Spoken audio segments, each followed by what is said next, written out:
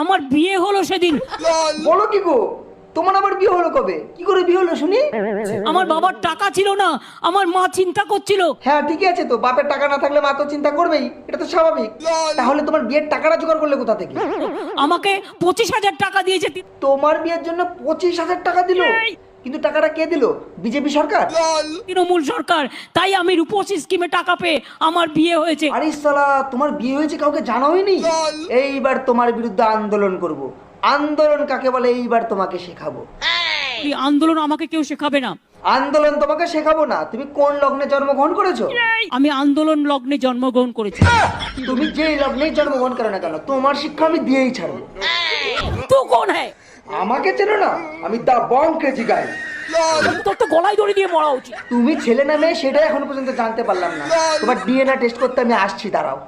এসো DNA test করতে, ভালো করে দিয়ে দেবো।